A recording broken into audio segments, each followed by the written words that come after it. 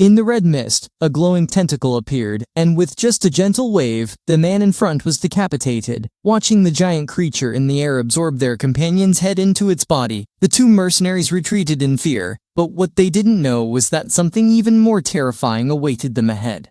The story begins with the Chernobyl nuclear leak in 1986. This disaster exposed 3,200,000 people to excessive nuclear radiation, and 170,000 people passed away within 10 years of the incident. The nuclear radiation around the nuclear power plant exceeded safe levels by several kilometers, making it a globally recognized exclusion zone.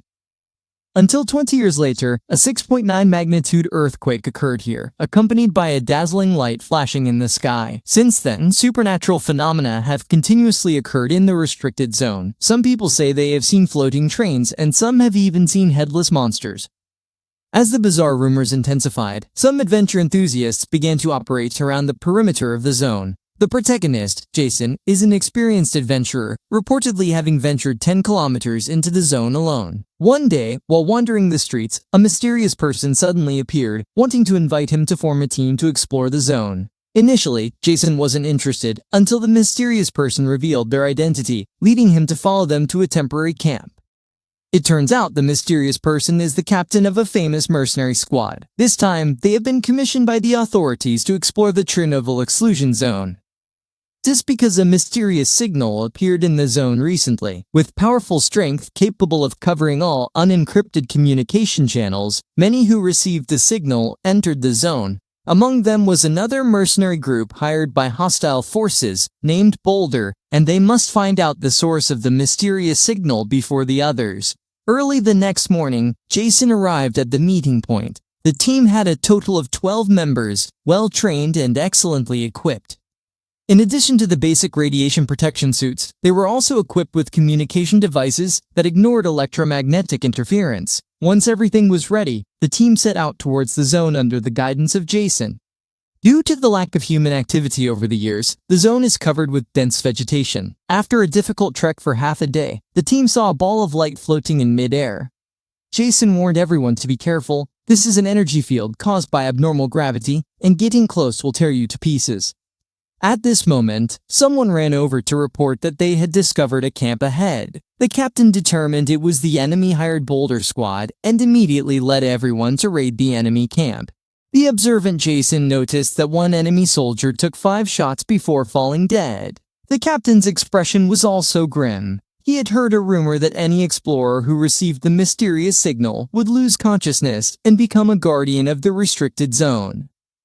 It seems that the armed militants killed earlier were all controlled by the mysterious force in the zone. Jason stood there in a daze for quite a while. He had heard similar rumors before, and it seemed that there was some truth to them. At this moment, another anomaly appeared in the forest. A giant head appeared in midair, but disappeared in the blink of an eye. Jason turned to look and found that the expressions of the others were also quite remarkable. They must have seen this strange scene too. Jason felt a strong sense of unease. Over the years, he had ventured into the restricted zone many times, but never had he experienced so many strange phenomena at once. It seemed that the restricted zone had undergone a terrifying change recently. The group packed up their gear and continued on their way. They reached an abandoned factory before dark. Not far away, the sound of intense gunfire could be heard, likely indicating a conflict between the Boulder team and the zone's guards. In the abandoned factory, several bodies were lying around, but all the heads were missing. Through the nameplates, it was confirmed that the deceased were members of the Boulder squad. It seems they also encountered significant trouble. At this time, someone discovered that the main force of the Boulder squad was camping not far away. Considering that the combat strength of both sides was similar, the captain decided to forego resting and continue the journey overnight. Silently bypassing the enemy camp, the group successfully reached the second target point. The captain praised Jason highly over the communication, saying that without his guidance, their journey would not have been so smooth. Passing through the dense forest, a huge radar station appeared before them. This was originally an unfinished super project of the former Soviet Union. It is said that once the radar is activated, radio signals worldwide would be disrupted. It seems that the mysterious signal from some time ago is also related to this. Jason reminded everyone that they had reached the core area of the Chernobyl nuclear power plant, and encountering any strange occurrences here was not surprising. That night, Jason dreamed again of floating occurrences in the air. For years, he had been troubled by the same dream, as if something was guiding him to the core restricted zone. Otiwate, Mutaisazii. Suddenly, the captain's call came to his ears and Jason abruptly woke up from his dream. The sky had somehow already brightened, but the captain's expression was somewhat gloomy. It turned out that after everyone fell asleep last night, the team's medic disappeared without a trace. Even the emergency supplies disappeared, presumably lured away by the mysterious signal. Jason had heard before that when people are asleep, their will is the weakest and they are most susceptible to being bewitched. The captain did not dare to be careless and ordered all team members not to sleep until they reached the core area. Passing through the radar station, they arrived at an abandoned train station, the deepest area Jason had ever reached. The most obvious marker was the train floating in the air. John from the hired squad came over to explain that this was likely due to a disturbance in the surrounding magnetic field, indicating they were not far from the nuclear power plant. After a brief rest, the group continued on. This time, they encountered another supernatural phenomenon, a strange cloud floating in the sky, seemingly hiding a terrifying creature. Ahead, the abandoned building was their final destination, the nuclear power plant. However, several restricted area guards stood outside the entrance. With the captain's command, the team members immediately opened fire. However, the guards in front of them clearly defied the laws of physics, taking several shots and still remaining lively. Fortunately, the mercenary team was battle-hardened and well-equipped, advancing in a fan formation and not forgetting to fire an extra shot at any bodies they saw. Before long, they entered the interior of the nuclear power plant, which still looked the same as it did decades ago, maintaining the appearance from when the disaster occurred. After taking down a few more guards, the strategist John stepped forward to inspect the bodies. They were wearing protective suits from the former Soviet Union, and beneath the masks were already decayed skulls. The corpses that have been dead for years can still stand up and fight, which once again overturns everyone's understanding. The captain felt a bit uneasy, thinking of the bolder mercenaries stationed outside, so he decided to leave Jason and John to continue the search. The remaining team members stood guard at the factory entrance. After setting up simple defenses, Jason and the other person reached the innermost laboratory. Papers were scattered messily on the ground. The two of them split up to search for clues, and unexpectedly, Jason found a smartphone, indicating that someone had been here later. He was eager to know what was stored in the phone, so he found a charging cable and plugged it in.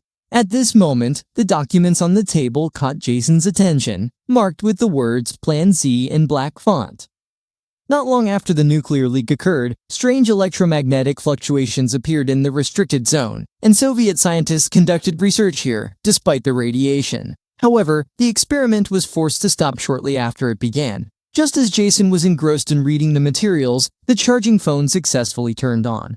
Looking down, he saw John's name in the communication records.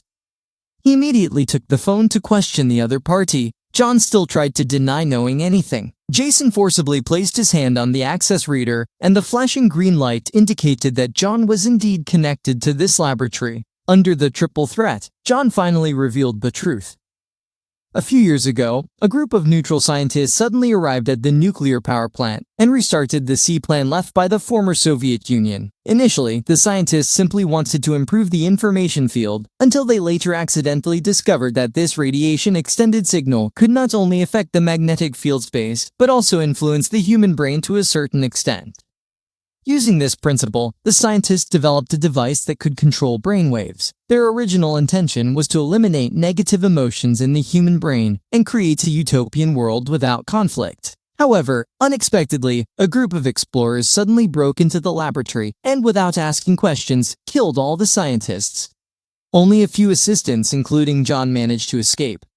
John also only recently learned that those explorers were controlled by the brainwave device because this equipment can absorb human consciousness, and unknowingly, it also developed its own consciousness. The supernatural phenomena that everyone has recently seen in the restricted area are actually bait released by the device to attract more people to their deaths. The more consciousness it devours, the stronger it becomes. Some time ago, the military found John to reassess the feasibility of the experiment.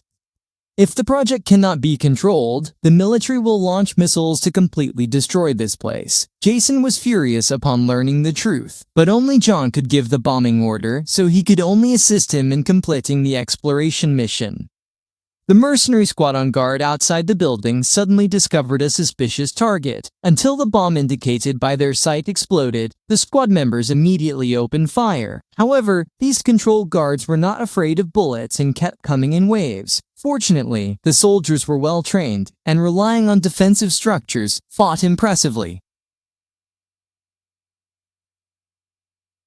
The sound of artillery from the battle outside echoed into the building, prompting Jason and his companion to quicken their pace. As John unlocked the final security door, they entered the control room where the brainwave equipment was located. The scene before them turned into a crimson world, and not far away sat a figure, the previously missing squad medic. As the two prepared to approach, a glowing tentacle emerged from the mist, slicing off the soldier's head in an instant.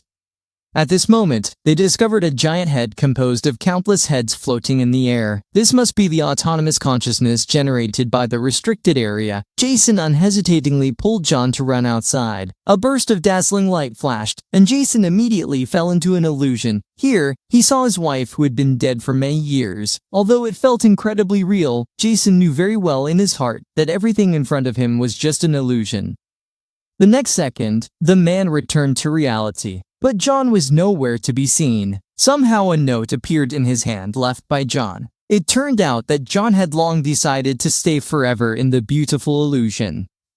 Then he told Jason the military's contact information and the activation code. Clearly, John also realized that the consciousness of the restricted area could not be controlled, and the only solution was destruction. Following the instructions on the note, Jason successfully initiated the destruction command. At this time, the battle outside the building had already reached a fever pitch.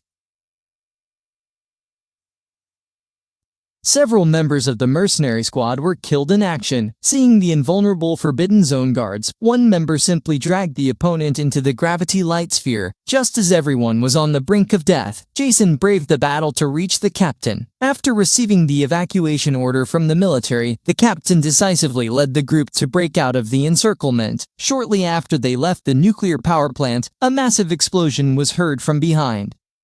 Under the powerful firepower of the military, that autonomous consciousness was definitely destroyed. However, Jason felt a vague unease in his heart. He declined the captain's invitation to join the team, thinking that he still needed to explore the restricted area further, if given the chance. It seems the story of Chernobyl is not over, but the movie ends here. If you enjoyed it, please stay tuned, and we'll see you next time.